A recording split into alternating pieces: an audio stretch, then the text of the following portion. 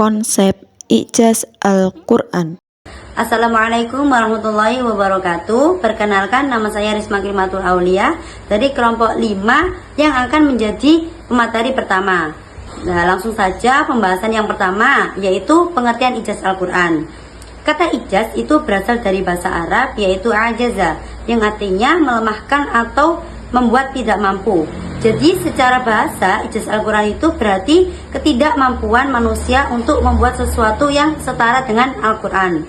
Nah, sedangkan secara istilah itu adalah ijaz adalah ketetapan bahwa seluruh manusia dan jin meskipun bersatu itu tetap tidak akan mampu menandinginya, keindahan, susunan, dan kandungan Al-Quran, bahkan hanya satu surah pun. Selanjutnya yaitu pembahasan kedua, yaitu tujuan ijaz Al-Quran. Apa sih tujuan ijaz Al-Quran itu?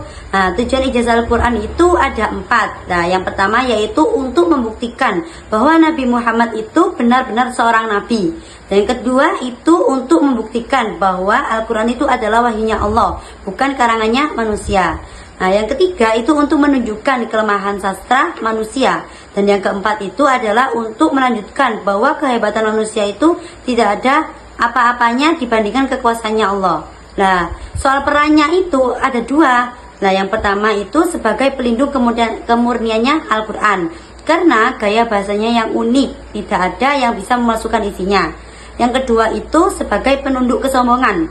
Al-Quran itu seolah-olah menentang siapa saja yang merasa pintar, tapi tidak ada yang berhasil untuk menandinginya. Pembahasan yang ketiga yaitu bukti-buktinya ijaz Al-Quran. Nah, bukti yang pertama itu adalah kemukjizatan bahasa. Bangsa Arab di zaman Nabi itu ahli sastra kelas 1, tapi mereka tidak mampu membuat satu surah pun yang serupa dengan Al-Quran. Allah bahkan menantang langsung dalam surat Al-Baqarah ayat 23 yang berbunyi, A'udzubillahi minasyaitonirrajim, Bismillahirrahmanirrahim.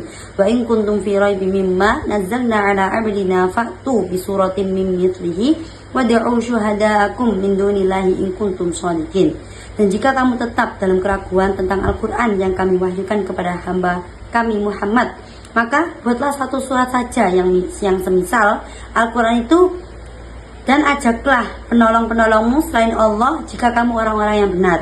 Nah, kemudian bukti yang kedua yaitu kemukjizatan ilmiah, tahap penciptaan manusia yang ternyata sesuai dengan penemuan embriologi modern oleh ilmuwan bernama Kate Moore. Padahal Al-Quran itu turun 1400 tahun yang lalu. Ketiga yaitu kemukjizatan numerik. Kata hari dalam Al-Quran itu muncul 365 kali sesuai jumlah hari dalam setahun. Kata bulan muncul 12 kali, dan perbandingan kata laut dan darat ternyata sesuai dengan komposisi bumi yang 71% lautan dan 29% daratan. Nah, yang keempat, kemukjizatan keempat yaitu kemukjizatan ramalan. Al-Quran memprediksi kemenangan Romawi atas Persia dan terbukti benar.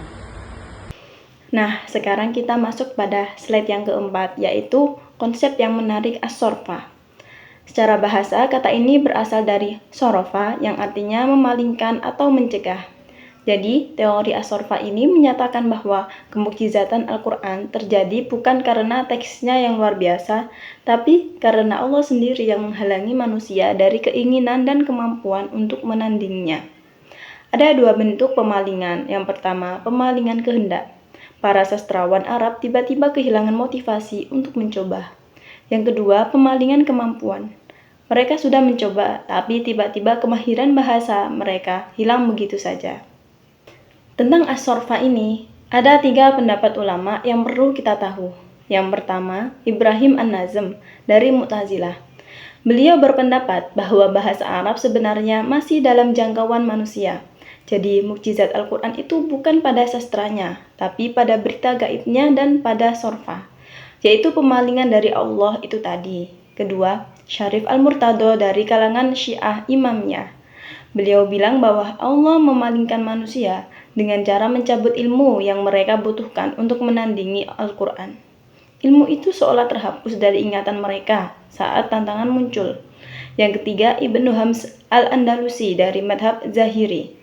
Beliau berpendapat bahwa Al-Quran itu mukjizat hebat karena sastranya hebat, tetapi Allah memang menetapkannya sebagai sesuatu yang tidak bisa ditiru. Menurutnya, kebenaran wahyu tidak boleh diukur dari penilaian estetika manusia yang bisa berubah-ubah.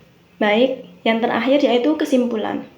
I'jaz Al-Quran merupakan bukti mutlak bahwa Al-Quran adalah wahyu Allah yang tidak tertandingi, baik melalui keajaiban bahasa, sains, angka, maupun nubuat masa depan. Meskipun terdapat perbedaan pandangan mengenai mekanismenya, seperti teori As-Sorfa yang meyakini adanya campur tangan Allah dalam menghalangi kemampuan manusia untuk menandinginya, seluruh ulama sepakat bahwa ketidakberdayaan manusia dan jin adalah bukti bahwa Al-Quran merupakan mukjizat abadi yang kebenarannya tidak terbantahkan.